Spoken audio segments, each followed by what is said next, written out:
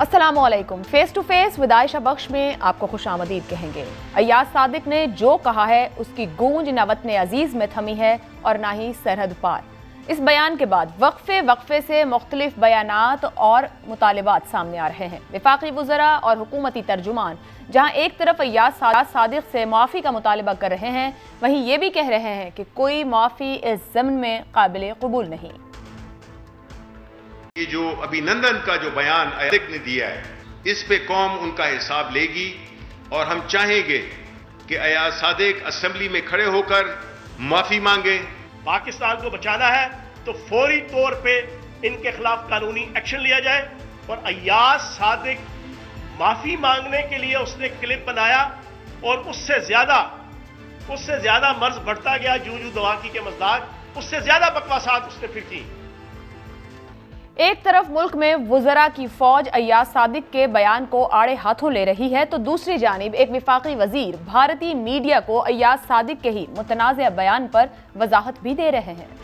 नून league की क़यादत का कहना है कि कौमी असम्बली के फोरम में बात करने के लिए आइनी तहफ़्फ़ुज़ हासिल है, जबकि वफाकी वज़ीर दाखिला एजाज शाह साबिक स्पीकर कौमी असम्बली के खिलाफ कार्रवाई का इंदिया दे रहे हैं।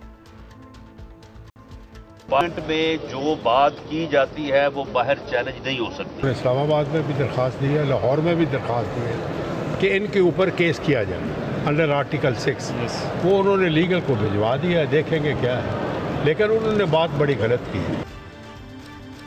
इतने सख्त बयानिए के बाद सवाल यह है कि अगर माफ़ी भी काबिल कबूल नहीं तो क्या होगा? इसका जवाब तो तर्जुमान भी नहीं दे रहे हैं। दूसरी तरफ कानूनी पोजीशन का मसला भी है। आइन के आर्टिकल 66 के मुताबिक पार्लियामान के फ्लोर पर की गई बातों को कानूनी चाराजोई से इस्तिस्ना हासिल है। क्या वाकई ऐसा है? अगर ऐसा है तो फिर क्या होगा? क्या आइन में तरमीम हो सकती है? सवाल यह भी है कि अगर कोई कार्रवाई होती है तो क्या यह तासुर नहीं जाएगा कि भारतीय प्रोपेगेंडा जीत गया? सवाल यह भी है कि हुकूमती तर्जुमान और वुज़रा क्या भारतीय मवाद जो पाकिस्तान की अक्सरियती अवाम ने नहीं देखा, उसे अपनी प्रेस कॉन्फ्रेंसेज में दिखाकर क्या इस मकरूह मवाद की तशहीर करके उनके मकासद को पूरा नहीं कर रहे कि दुश्मन चाहता ही यही है? सवाल बेपनाह है और जवाब निदारद। दूसरी जानिब कोरोना का खतरा फिर सरमंडला रहा है। हालात मुस्तकबिल की बहुत हौसला अफजा तस्वीर कशी कर रहे हैं। अल्लाह खैर रखे, अल्लाह खैर करे। और मौलाना फजलुर रहमान ने आज अय्याज सादिक से मुलाकात भी की है। पीपल्स पार्टी मुहतात है, क्या नई सफबंदियां हो रही हैं?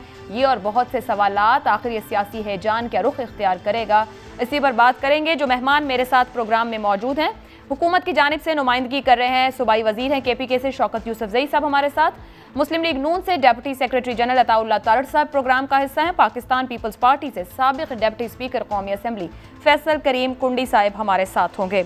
आगाज कर लेते हैं अताउल्लाह तारड़ साहब आपसे। आज आपकी लीडरशिप के भी बयानात सामने रहे, हुकूमती वुज़रा के बयानात भी आ रहे हैं।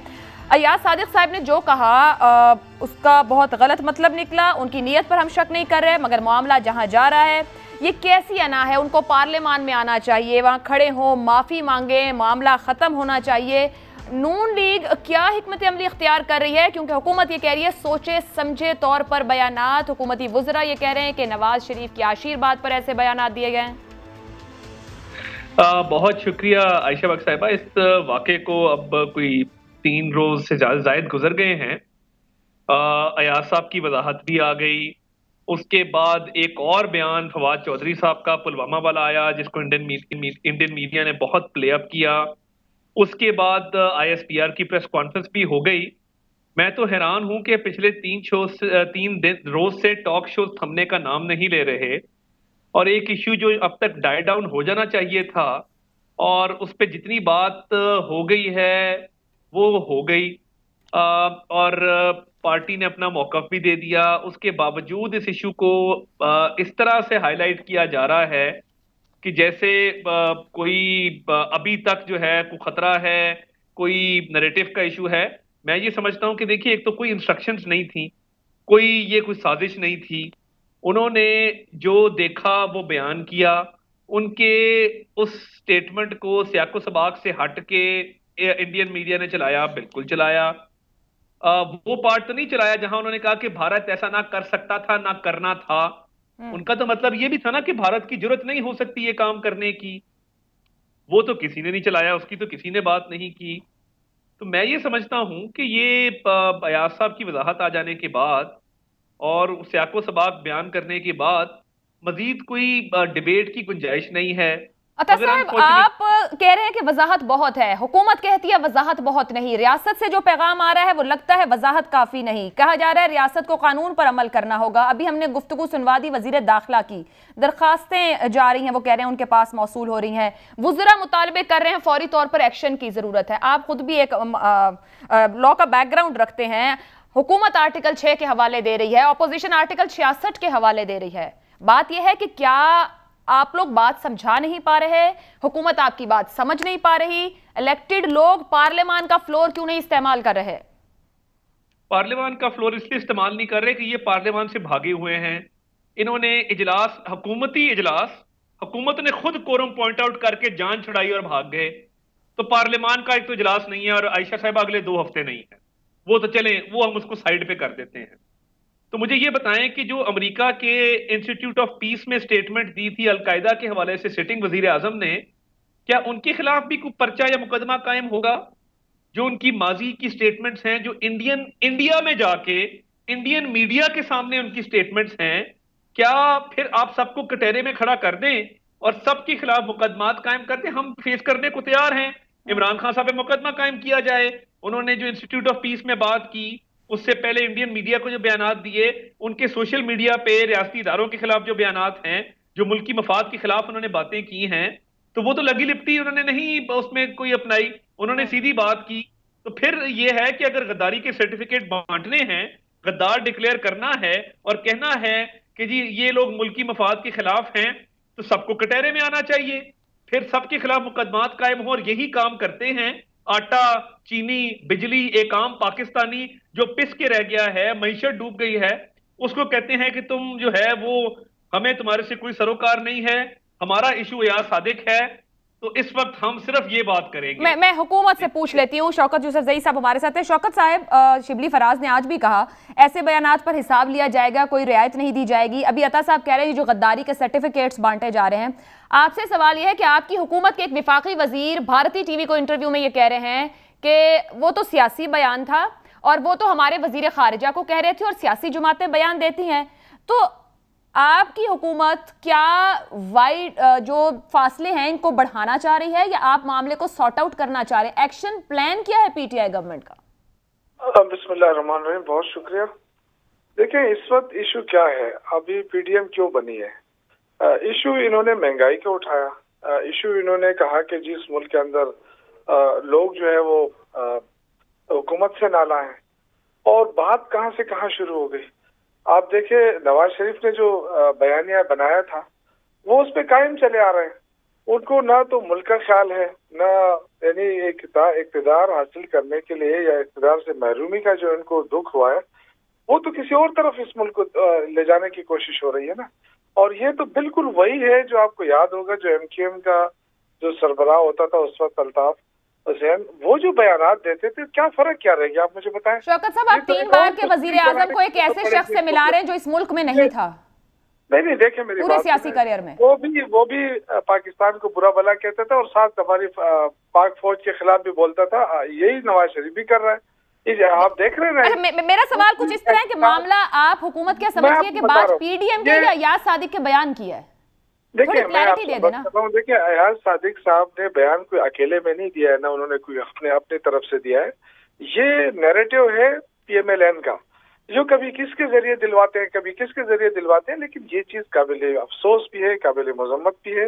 मेरे ख्याल से देखें, मुस्लिम लीग अपने आप को अगर वो समझती है, पाकिस्तान की एक डेमोक्रेटिक पार्टी समझती है, तो इसके शामिल लोग जो है ना उनको जरूर इतना गौर करना होगा। ये किसी एक शख्स की पार्टी तो नहीं हो सकती ना। ये जरूर सोचना होगा कि क्या इस नैरेटिव के साथ इन्होंने चलना है आगे, यही इन्होंने शो करना है कि जी हम इस तरह के लोग हैं। मेरे ख्याल से अब वक्त आ गया है कि अब देखें कि नवाज शरीफ वहां बैठ के उसने तो किस्तें जला दी। मुझे नहीं ख्याल कि वो पाकिस्तान आने का सोचेगा या पाकिस्तान, क्योंकि वो जिस अंदाज से वो गुफ्तगू कर रहे हैं, जिस अंदाज से वो तकरीरें कर रहे हैं, उसमें कहाँ आपको नजर आता है पाकिस्तानियत और मौवी वतन। मैं ये नहीं कह रहा हूँ किसी को गद्दार कहना नहीं चाहिए, ना किसी को सर्टिफिकेट देना चाहिए, लेकिन क्या एक पार्टी के सरबराह को ये चीजें आप समझते हैं कि देखिए ना, एक क्लैरिटी करें आप। पीडीएम को पूरे इकट्ठा उठाकर एक बात कह रहे हैं, ऑपोजिशन जलसे जुलूस करती है, हुकूमत पर तनकीद करती है, और ऑपोजिशन यही कर रही है। एक नवाज शरीफ तो नहीं, मौलाना फजलुर रहमान साहब तकरीरें कर रहे हैं, दीगर जमातें उसी प्लेटफॉर्म से सवाल उठा रही हैं कि क्या हुदूद होनी चाहिए मुल्क के अंदर निजाम की। पीडीएम जलसे करे, जुलूस करे, उससे कोई गरज नहीं है, क्योंकि हमें तो पता है ना कि उनका इशू। सर आप पूरे पीडीएम के नैरेटिव पर अभी बात कर रहे हैं, आपके वुज़रा बात कर रहे हैं, आप कह रहे हैं इशू नहीं है। मैं पीएमएलएन की बात कर रहा हूँ। अगर आपने सुना तो मैंने आपको ये कहा कि पीएमएलएन का जो नैरेटिव बनता जा रहा है, मैं ये अर्ज करूँ कि क्यों पीडीएम के जलसे वो इस्तेमाल कर रहे हैं, वो स्टेज इस्तेमाल हो रहा है। मैं ये अर्ज कर रहा हूँ कि इनका इशू क्या है। अगर अवामी इशूज है, महंगाई है, बेरोजगारी है और इशूज है, तो वो तो वज़ीर आज़म ने कह दिया कि मैं इस पर मुज़ाकरात के लिए तैयार हूँ। आप मुझे बताएं डेमोक्रेसी में क्या होता है, बातचीत होती है ना, गवर्नमेंट बातचीत के लिए तैयार होती है। आपने क्या पीडीएम को ये पैगाम पहुंचाया किसी बंदे के थ्रू, किसी रास्ते के थ्रू? प्राइम मिनिस्टर ने 2-3 दफा कहा है कि मैं हर चीज पे उनके साथ मुज़ाकरात के लिए तैयार, सिवाय एहतिसाब के। सर कहना एक और बात है, कोई रास्ता इख्तियार करना। मैं वापस आती हूँ शौकत साहब, हमारे साथ फैसल करीम कुंडी साहब भी मौजूद हैं, साबिक के डिप्टी स्पीकर भी हैं। कुंडी साहब बहुत शुक्रिया। पार्लियामान के फ्लोर पर जो बयान अयाज सादिक साहब ने दिया, उस पर हुकूमत आर्टिकल 6 की बात कर रही है, ऑपोजिशन आर्टिकल 66 की बात कर रही है।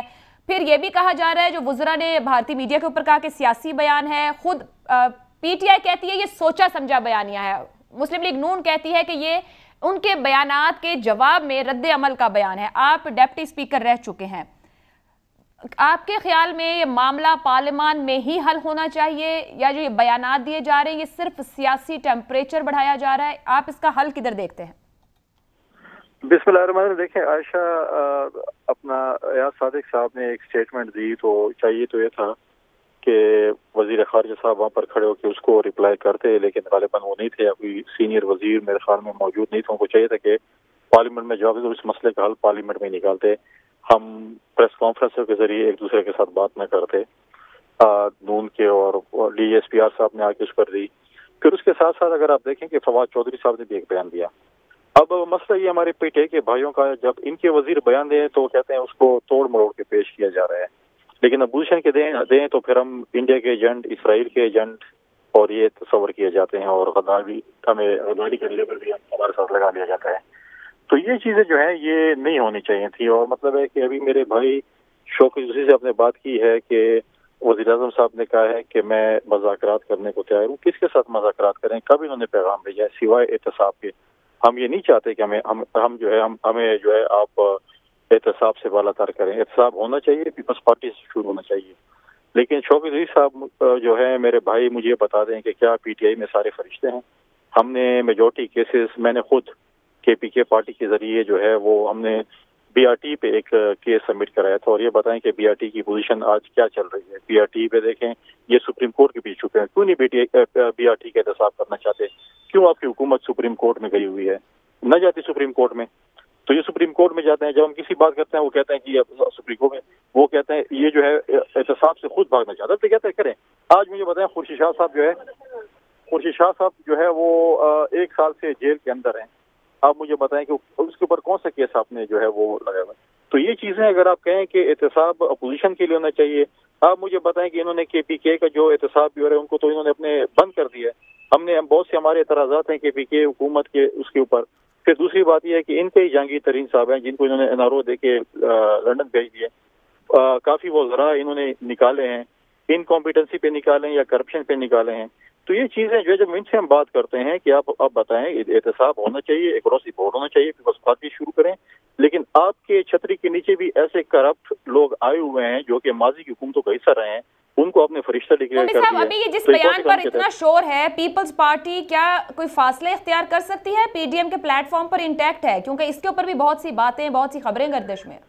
देखें एक बात तो टोटली क्लियर है, पीडीएम का जो प्लेटफॉर्म है वो इंटैक्ट है। पीडीएम के जो जलसे हैं वो जो 22 को पेशावर में हो रहा है, 22 नवंबर को, उसके बाद 30 नवंबर को मुल्तान में हो रहा है, उसके बाद हम लाहौर में जलसा करेंगे। वो हमारे देखें वो जो आप जिस बयानी की बात कर रहे हैं वो हमारी जब कोर कमेटी जो हमारी पीडीएम की जो कमेटी उसकी मीटिंग होगी उसमें डिस्कस होगा कि इस किस्म। और दूसरी बात यह है कि मेरे ख्याल में कि नून के जो है तर्जुमान या नून के जो हैं सीनियर लीडरशिप उन इसकी वजाहत के साथ की है, वो वजाहत भी करेंगे, वो बात भी करेंगे। लेकिन पीडीएम का जो तहरीक है वो नहीं रुकी, पीडीएम की तहरीक चलती रहेगी। ठीक है। अता साहब, जैसे शौकत साहब ने भी बात की और आपकी पार्टी को मशवरा भी दिया, जो वजाहत की आप रहे थे उसको हुकूमत उस तरह से बाय नहीं कर रही है, क्या तासुर बनेगा? वो कह रहे हैं कि आपकी जमात के अंदर से जो खबरें आज बलोचिस्तान से भी रही, पार्टी इंटैक्ट रहेगी? क्योंकि हुकूमत कह रही है बहुत से समझदार लोग इस बयानिए का बोझ नहीं उठा सकेंगे, उनको दूर हो जाना चाहिए, हट जाना चाहिए। आज फजलुर रहमान साहब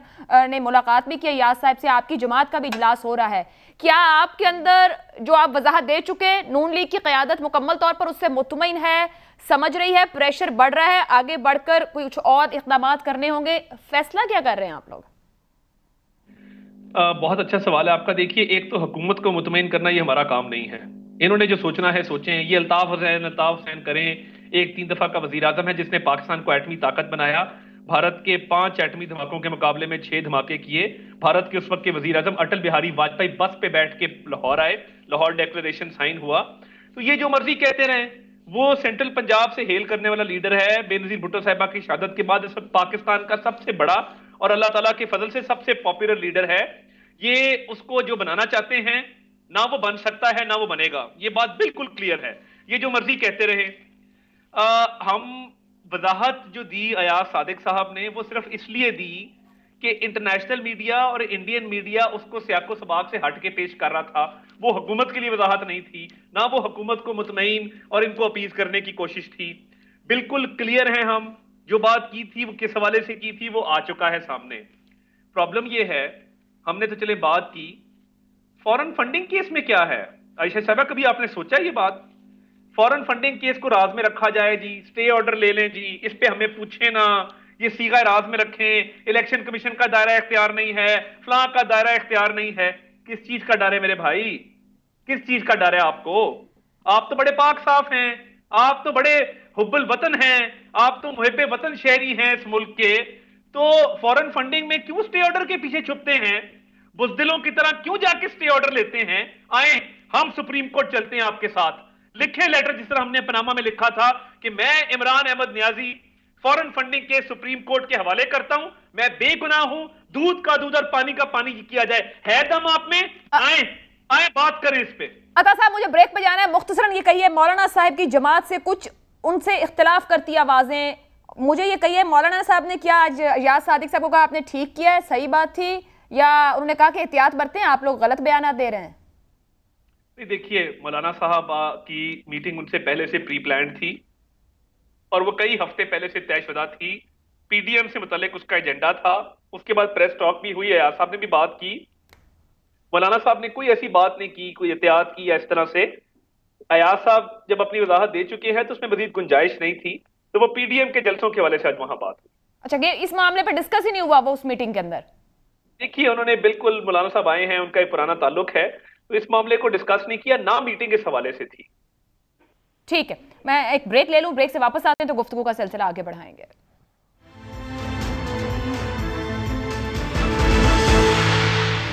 प्रोग्राम में आपको एक बार फिर खुशामदीद कहेंगे। शौकत यूसुफजई साहब, मुस्लिम लीग नून का मामला सामने है, वो पूरी तरह से अपने वजाहत दे चुके, वो कह रहे हैं पीडीएम इंटैक्ट है। कुंडी साहब भी ये कह रहे हैं कि अपने पर शेड्यूल उनके मामलात आगे बढ़ेंगे।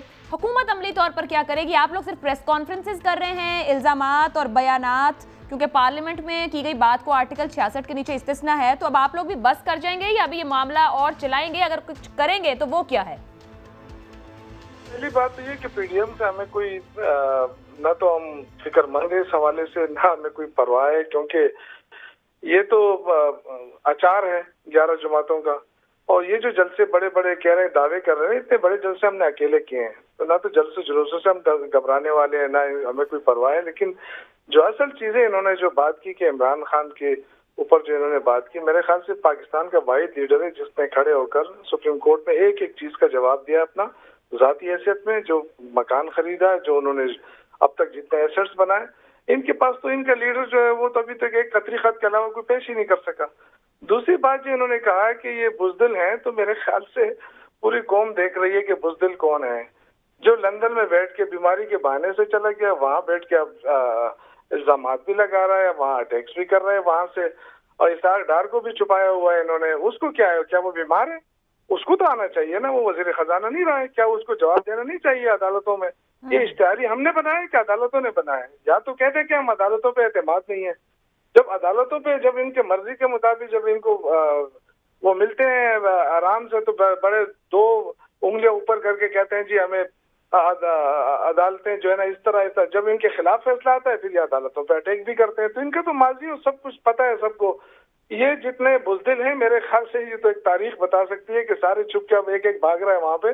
लेकिन बात ये कि देखें हमें क्या करना है, ये मुल्क हम सबका है। इस वक्त जो इशू चल रहा है वो ये कि जो बड़े बड़े इश्यूज हैं, महंगाई है, बेरोजगारी है, ये दहशतगर्दी की नई लहर आई है, इन सबसे निपटने के लिए हमें क्या करना चाहिए? कोई तजावीज है इनके पास?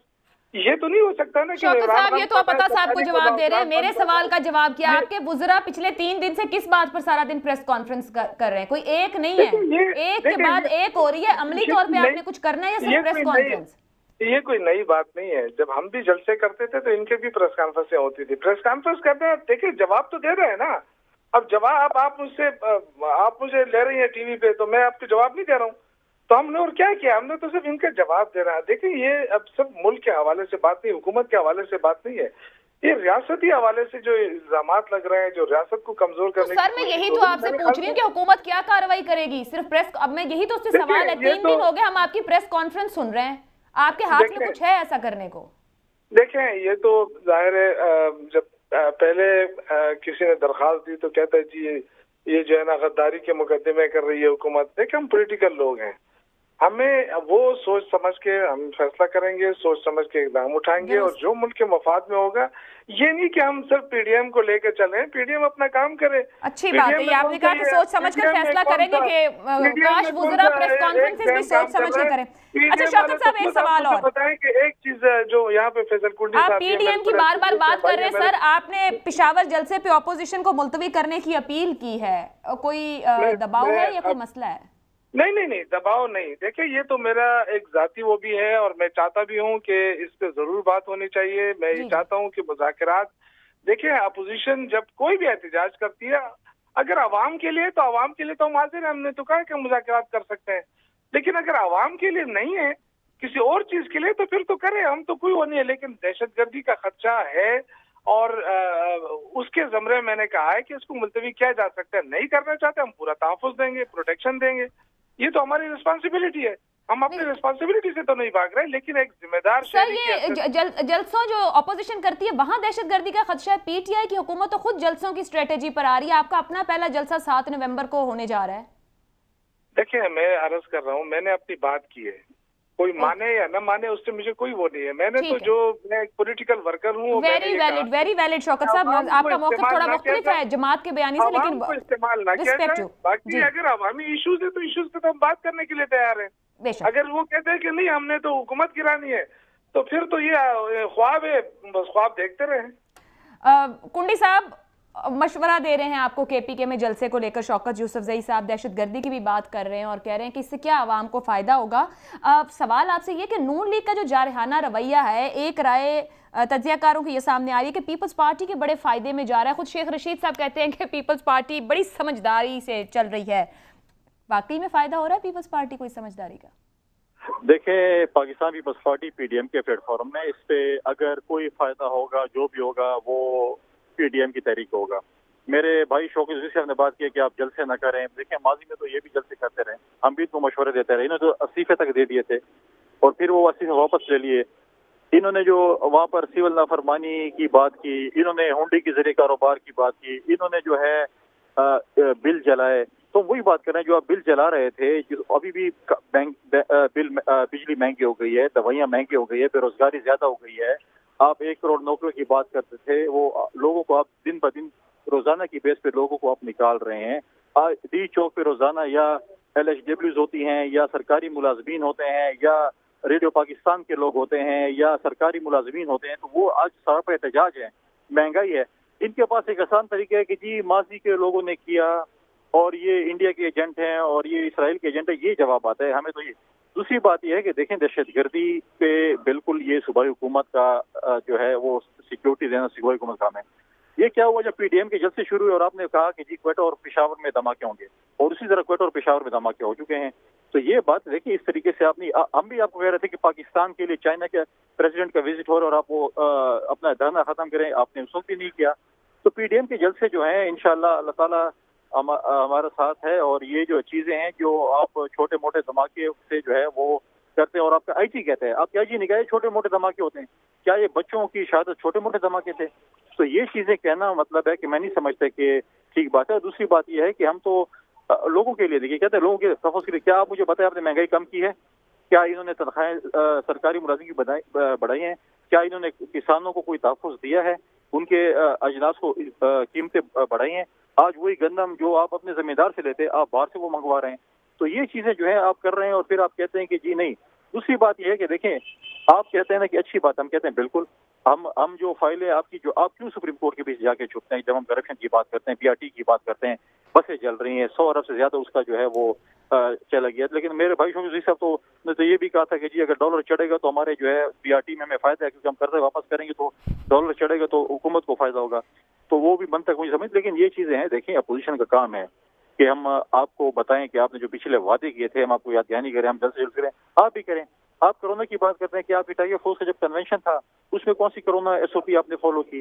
तो ये हमारा देखें, इस चीजों से, इन बातों से, धमाकों से, इस चीजों से आप हमें नहीं कह सकते कि जी आप जो है अपने जो है जल्द से मुलतवी करें। इंशाल्लाह हम जल्द से करेंगे, अपनी डेट्स पे करेंगे, और इंशाल्लाह जो भी पीडीएम के जो कोर कमेटी जो फैसला करेगी हम उसी को भी करें। लेकिन दूसरी बात यह है, शौकत साहब ने बड़ी अच्छी बात की है कि जी कोर्ट के आर्डर, कोर्ट का तो ये भी आर्डर है कि मुशर्रफ को भी वापस लाएं। तो शौकत साहब की टीम कब जा रही है मुशर्रफ को दुबई से लेने के लिए, वापस लाने के लिए? उनको भी लेके आए, अल्ताफ हुसैन को भी लेके आए, सबको लेके आना चाहिए। अगर आप कह रहे हैं कि हम लाते हैं तो सबको लें। फिर सबसे पहले तो नजदीक तरीन जो है हमारा जो वो है वो मुशर्रफ है, तो पहले परवेज मुशर्रफ को वापस लेके आ जाए। मैं अता साहब का कमेंट ले लूं, फिर ब्रेक पे चलेंगे। अता तारड़ साहब, ये जो मशवरा भी दिया गया और अभी जिस पे कुंडी साहब ने बड़ी उससे बात कर दी, शौकत साहब कहते हैं आप लोग इश्यूज पे बात नहीं कर रहे हैं, आप इंपॉर्टेंट इश्यूज पे बात करें तो हम आपके साथ खड़े होंगे। सो पीडीएम क्या वाकई रजिस्टर करवा पा रही है कि अवाम का मामला लेकर वो बाहर आए हैं, या ऑपोजिशन अपने इश्यूज और जो वो कहते हैं कि इनको स्पेस नहीं मिल रही है उस स्पेस के लिए सड़कों पर है? आयशा साहिबा, मिसाके मईशत की बात कब की थी हमने? जब कुछ नहीं बिगड़ा था, अभी हालात बहुत बेहतर थे। हमने इन्हें कहा कि भाई आओ बैठो, तुम्हारे ये जो खलंडरे हैं, लौंडे इकट्ठे किए हुए हैं, मुराद सईद और इधर उधर के लटरम पटरम, जिन्होंने कभी एक जिंदगी में एक दिन काम नहीं किया प्रॉपर। अता साहब अभी तो वजीर हैं, क्या शौकत साहब जो कह रहे हैं कोई मुज़ाकरात की बात वजीर आजम की जानिब से आप लोगों तक पहुंची है? एनआरओ नहीं देंगे, हम नहीं देंगे एनआरओ। वजीर आजम आए बात करें, हम एनआरओ नहीं देंगे वजीर आजम को, क्योंकि इन्होंने तो करप्शन की है ना, सरकारी पैसों की। आटा खा गए, चीनी खा गए, अद्वियात खा गए, और देखिए महंगाई की, डूबती हुई मईशत की, बेरोजगारी की हम पहले दिन से बात कर रहे हैं।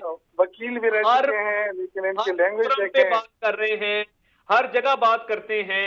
हमारा कोई जलसा, हमारा कोई इजलास पार्टी का हो, पार्लियामान का हो, हम महंगाई बेरोजगारी के अलावा दूसरी बात नहीं करते उसमें।